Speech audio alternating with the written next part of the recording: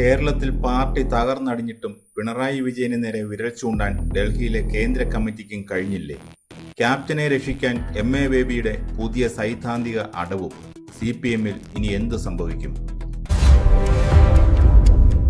ഈ പാർട്ടിയെക്കുറിച്ച് നിങ്ങൾക്കൊരു ചുക്കും അറിയില്ല. വർഷങ്ങൾക്ക് മുൻപ് തന്റെ വിമർശകരോട് പിണറായി വിജയൻ പറഞ്ഞ പ്രശസ്തമായ വാചകമാണിത്. ഇന്ന് 2026-ൽ ഈ വാചകം അക്ഷരം പ്രതി ശരിയാണെന്ന് സ്വന്തം അണികളെയും ജനങ്ങളെയും ബോധ്യപ്പെടുത്തിയിരിക്കുകയാണ് CPM കേന്ദ്ര കമ്മിറ്റി. കേരളത്തിലെ നിയമസഭാ തെരഞ്ഞെടുപ്പിൽ CPM-നും ഇടതുപക്ഷത്തിനും ഉണ്ടായത് ചരിത്രത്തിലെ ഏറ്റവും വലിയ തിരിച്ചടിയാണ്. തുടർച്ചയായ 10 വർഷത്തെ ഭരണത്തിന് ശേഷം ജനങ്ങൾ പാർട്ടിയെ കൈവിട്ടു. BJP 3 സീറ്റുകൾ ജയിച്ച് അക്കൗണ്ട് വലുതാക്കി. CPM അടിത്തറ ഇളകി നിൽക്കുന്നു. എല്ലാവരും കാത്തിരുന്നത് ഡൽഹിയിൽ നടന്ന CPM കേന്ദ്ര കമ്മിറ്റി യോഗത്തിലേക്കാണ്. തോൽവിയെക്കുറിച്ച് കേന്ദ്ര നേതൃത്വം ശക്തമായ നിലപാടെടുക്കുമെന്നും പിണറായി വിജയന്റെ ഏകപക്ഷീയമായ ശൈലിക്ക് തടയിടുമെന്നും പലരും കരുതി. എന്നാൽ എന്തുണ്ടായി? ചുരുക്കി പറഞ്ഞാൽ പിണറായി വിജയന് മണികെട്ടാൻ കേന്ദ്ര കമ്മിറ്റിക്ക് സാധിച്ചില്ല. നിങ്ങളായി നിങ്ങളുടെ പാടായി എന്ന മട്ടിൽ പന്ത് നേരെ സംസ്ഥാന കമ്മിറ്റിയുടെ കോർട്ടിലേക്ക് തള്ളിക്കൊടുത്ത് കേന്ദ്ര നേതൃത്വം കൈകഴുകി. മാത്രമല്ല CPM general secretary MA. Baby ഇതിനൊരു അടിപൊളി സൈദ്ധാന്തിക വിശദീകരണവും നൽകി. എന്താണെന്നോ? പിഴവ് പറ്റിയത് വ്യക്തികൾക്കല്ല, വ്യക്തികൾ ചേർന്ന പാർട്ടിക്കാണ് പിഴവുണ്ടായത്. തോറ്റപ്പോൾ ആർക്കും ഉത്തരവാദിത്വമില്ല. പിണറായി വിജയൻ എന്ന വ്യക്തിയെയോ അദ്ദേഹത്തിൻ്റെ നയങ്ങളെയോ ആരും തൊടില്ല. പരാജയത്തിൻ്റെ ഭാരം മുഴുവൻ പാർട്ടി എന്ന അദൃശ്യ രൂപത്തിൻ്റെ തലയിൽ കെട്ടിവെച്ചു. അപ്പുറത്ത് സംസ്ഥാന സെക്രട്ടറി M.V. ഗോവിന്ദനാകട്ടെ പിണറായിയുടെ തണലിൽ സുരക്ഷിതമായി തടി തപ്പി നിൽക്കുകയാണ്. കേരളത്തിലെ ജനങ്ങൾ വലിയൊരു മുന്നറിയിപ്പാണ് CPM-ന് നൽകിയത്. ഭൂരിപക്ഷം വരുന്ന അണികൾ പോലും ഭരണവിരുദ്ധ വികാരം കൊണ്ട് പാർട്ടിയെ കൈവിട്ടു. ഇതിന് പ്രധാന കാരണം പിണറായി വിജയൻ്റെയും അദ്ദേഹത്തിൻ്റെ സർക്കാരിൻ്റെയും ശൈലിയാണെന്ന് താഴെത്തട്ടിലുള്ള സഖാക്കൾ പോലും രഹസ്യമായി സമ്മതിക്കുന്നുണ്ട്. ഈ സാഹചര്യത്തിലാണ് ഡൽഹിയിൽ CPM കേന്ദ്ര കമ്മിറ്റി ചേർന്നത്. പരാജയത്തെക്കുറിച്ച് ഗൗരവമായ ചർച്ച നടക്കുമെന്നും കടുത്ത തിരുത്തലുകൾ ഉണ്ടാകുമെന്നും റിപ്പോർട്ടുകൾ ഉണ്ടായിരുന്നു. എന്നാൽ സംഭവിച്ചത് മറ്റൊന്നാണ്. കേരളത്തിലെ തോൽവിയെക്കുറിച്ച് സംസ്ഥാന സമിതി വിപുലമായ യോഗം ചേർന്ന് തീരുമാനിക്കട്ടെ എന്നാണ് കേന്ദ്ര കമ്മിറ്റി പറഞ്ഞത്. തങ്ങൾക്ക് നേരിട്ടിടപെടാൻ താല്പര്യമില്ല എന്ന മട്ടിൽ അവർ ഒഴിഞ്ഞുമാറി. ഇവിടെയാണ് എം.എ. ബേബിയുടെ സൈദ്ധാന്തിക വിലയിരുത്തൽ വരുന്നത്. പിണറായി വിജയൻ CPM-ന്റെ ഏറ്റവും മുതിർന്ന നേതാവാണ്. അദ്ദേഹം മുന്നിൽ നിന്ന് നയിച്ചു എന്നത് ശരിയാണ്. പക്ഷേ തോൽവിയുടെ ധാർമ്മിക ഉത്തരവാദിത്വം അദ്ദേഹം വ്യക്തിപരമായി ഏറ്റെടുക്കേണ്ടതില്ല എന്ന് എം.എ. ബേബി വ്യക്തമാക്കി. പാർട്ടി എന്നാൽ കൂട്ടായ്മയാണ്. അതുകൊണ്ട് പരാജയവും കൂട്ടായ ഉത്തരവാദിത്വമാണ്. ഇത് കേട്ടപ്പോൾ സാധാരണ അണികൾക്ക് ചിരിയാണോ കരച്ചിലാണോ വരേണ്ടത്? കാരണം മുന്നണിയുടെ എല്ലാ നേട്ടങ്ങളും ക്യാപ്റ്റൻ എന്ന ഒറ്റ വ്യക്തിയുടെ അക്കൗണ്ടിൽ എഴുതി ചേർക്കുമ്പോൾ ഈ കൂട്ടായ്മ സിദ്ധാന്തം എവിടെയായിരുന്നു? വിജയം ഒരാൾക്കും പരാജയം പാർട്ടിക്ക് മുഴുവനായും എന്ന ഈ പുതിയ ഫോർമുല അണികളെപ്പോലും അത്ഭുതപ്പെടുത്തുന്നുണ്ട്. എന്തുകൊണ്ട് പിണറായിക്ക് മുകളിൽ പറക്കാൻ കേന്ദ്ര കമ്മിറ്റിക്ക് സാധിക്കുന്നില്ല? ഇതിൻ്റെ ഉത്തരം CPM-ന്റെ ചരിത്രത്തിലും പിണറായി വിജയൻ എന്ന നേതാവിൻ്റെ വളർച്ചയിലുമുണ്ട്. CPM-ൽ ദീർഘകാലം പാർട്ടി സെക്രട്ടറിയായും പിന്നീട് 10 വർഷം മുഖ്യമന്ത്രിയായും ഇരുന്ന ആളാണ് പിണറായി വിജയൻ.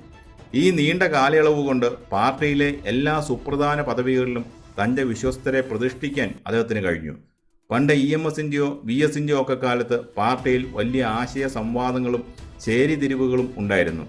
അന്ന് കേന്ദ്ര കമ്മിറ്റിക്കും പോളിറ്റ് ബ്യൂറോയ്ക്കും സംസ്ഥാന ഘടകത്തിനുമേൽ ശക്തമായ നിയന്ത്രണമുണ്ടായിരുന്നു. VS-നെ പാർട്ടി പരസ്യമായി ശാസിച്ചതും പോളിറ്റ് ബ്യൂറോയിൽ നിന്ന് ഒഴിവാക്കിയതുമൊക്കെ നമ്മൾ കണ്ടതാണ്. എന്നാൽ ഇന്ന് അതല്ല അവസ്ഥ. CPM കേരള ഘടകത്തെ പൂർണ്ണമായും തൻ്റെ അധീനതയിലാക്കാൻ പിണറായിക്ക് കഴിഞ്ഞു. CPM-ന്റെ സംസ്ഥാന സമിതിയിലും സംസ്ഥാന സെക്രട്ടേറിയറ്റിലും ഇന്ന് പിണറായി വിജയൻ പറയുന്നതിനപ്പുറം മറ്റൊരു വാക്ക് ഉയരില്ല. അദ്ദേഹം പറയുന്നിടത്ത് കൈപൊക്കുന്നവരാണ് സംസ്ഥാന സമിതിയിലുള്ളത്. അതുകൊണ്ട് തന്നെയാണ് കേന്ദ്ര കമ്മിറ്റി ഈ വിഷയം സംസ്ഥാന കമ്മിറ്റിക്ക് വിട്ടത്. സംസ്ഥാന സമിതിയിൽ ഇനി എന്ത് സംഭവിക്കും? അവിടെയും ചർച്ചകൾ നടക്കും, വലിയ തോതിലുള്ള പ്രസംഗങ്ങൾ ഉണ്ടാകും. പക്ഷേ ഒടുവിൽ പിണറായി വിജയൻ്റെ താല്പര്യപ്രകാരമുള്ള ഒരു റിപ്പോർട്ട് അവിടെ പാസ്സാക്കും. Party secretary M.V. ഗോവിന്ദൻ കേന്ദ്രത്തിലെ ജനറൽ സെക്രട്ടറിയേക്കാൾ വലിയ ഒരു സൈദ്ധാന്തിക വിശകലനം ഇറക്കും. അതോടെ കാര്യങ്ങൾ ശുഭമായി അവസാനിക്കും. തോൽവിയുടെ യഥാർത്ഥ കാരണങ്ങളിലേക്ക് ആരും പോകില്ല. അടുത്ത തെരഞ്ഞെടുപ്പിൽ കാണാമെന്ന് പറഞ്ഞ് എല്ലാവരും പിരിയും. CPM-ൽ ഒരു തലമുറ മാറ്റത്തിന് നേതൃത്വം ഇനിയും മടിക്കുന്നത് എന്തുകൊണ്ടാണ്? കേരളത്തിലെ ജനസംഖ്യയിലെ വലിയൊരു വിഭാഗം യുവാക്കളാണ്.